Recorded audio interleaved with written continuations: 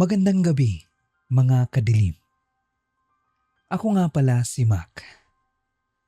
Kung mayroon kang kwentong hanggang ngayon ay hindi mo pa rin maipaliwanag, maaari mo itong ipadala sa ating email. Malay mo, ang kwento mo na ang susunod nating basahin dito sa madilim na sulat. Ang kwentong ito ay ipinadala ng isang viewer na humiling na itago ang kanyang pagkakailanlan. Tawagin na lamang natin siyang Ambo. Ganito ang kanyang sulat. Magandang gabi po, Sir Mac. Isa po akong technical support specialist para sa isang software company sa Australia. 3 taon na akong work from home. Nasanay na akong mag-isa sa bahay tuwing graveyard shift. Tahimik. Minsan nakakatamad. Pero hindi nakakatakot. Hanggang sa isang meeting na hindi ko sana sinalihan. Lunes ng madaling araw, 2:45. May emergency meeting na ipinatawag ng team lead namin. Nag-message siya sa group chat. Please join ASAP. Pagkapasok ko sa Zoom, ako lang ang participant. Normal lang iyon. Madalas kasi ako ang mas maaga. Habang naghihintay, chinecheck ko ang email ko. Tahimik ang meeting. Naririnig ko lang ang electric fan sa kwarto. Makalipas ang halos 2 minuto, may nagsalita. Mahina. Parang malayo. Hello? Napatingin ako agad sa participant list. Isa lang ang pangalan. Pangalan ko. Inisip kong baka galing sa kapitbahay. Binaliwala ko. Ilang segundo ang lumipas. Narinig ko ulit. Naririnig mo ba ako? Mas malinaw na. Mas malapit. Bigla akong tumingin sa microphone icon. Walang ibang participant. Wala ring naka-unmute. Pero malinaw na may boses. Sinubukan kong magsalita. Hello? Tahimik. Pagkatapos, may sumagot. Narinig kita. Nanlamig ang buong katawan ko. Hindi iyon echo. Hindi rin replay.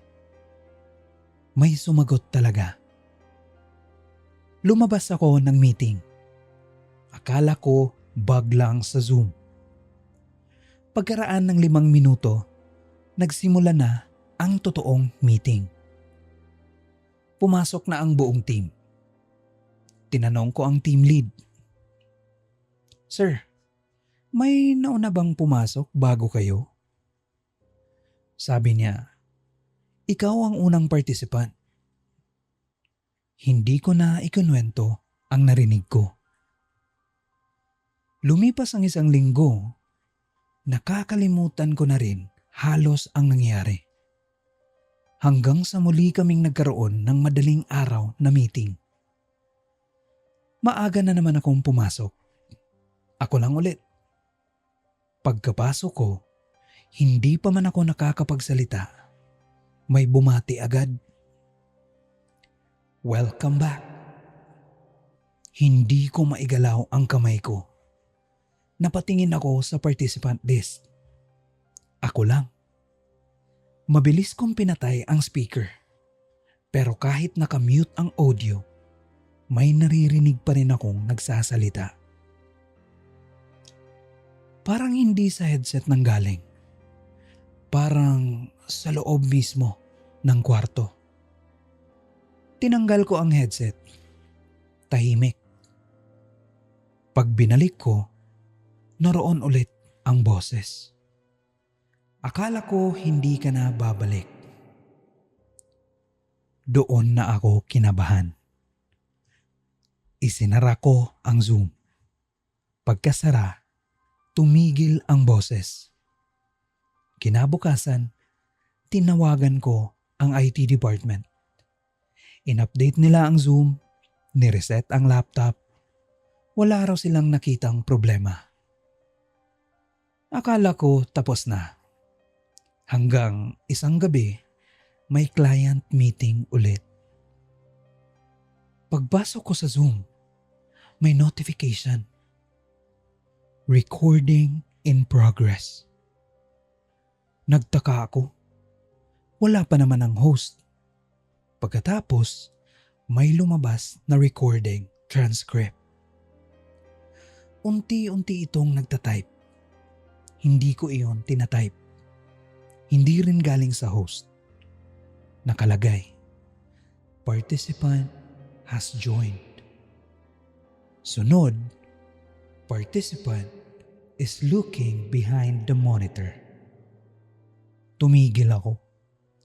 Dahil, totoo, sumisilip ako noon sa likod ng monitor ko dahil akala ko doon nang galing ang boses. Maya-maya, may panibagong linya. Participant is scared.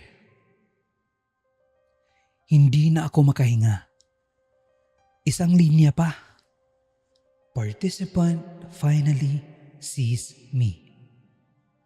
Kasabay noon, biglang umilaw ang webcam indicator.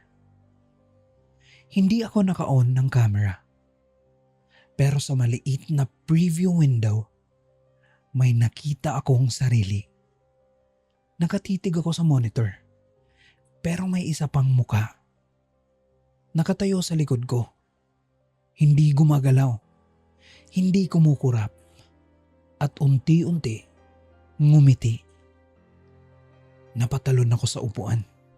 Paglingon ko sa likod, walang tao. Pagharap ko uli sa monitor, wala na rin ang muka. At kusang nagsara ang Zoom.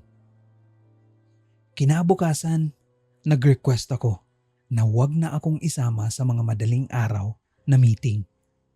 Hanggang ngayon, kapag kailangan kong maunang pumasok sa Zoom, hindi na ako naghihintay mag-isa. Mas pipiliin ko pang mahuli kaysa marinig ko ulit ang boses na bumabati sa akin. Dahil hanggang ngayon, paminsan-minsan, kapag nagbubukas ako ng Zoom, may lumalabas na isang notification. The host will let you in soon. Pero ang nakakapagtaka, wala naman akong scheduled meeting. Maraming salamat po, Sir Mac. Sana ay hindi ninyo maranasan ang naranasan ko. Walang yanga naman talaga. Kung ikaw ang nasa sitwasyon niya, mananatili ka pa ba sa meeting? 'Di ba? O agad mo na bang iiwan ang tawag? Nga pala, ako si Mac. Maraming salamat sa pakikinig. At tandaan, hindi lahat ng sumasagot sa Zoom ay tao. Magandang gabi, mga kadilim.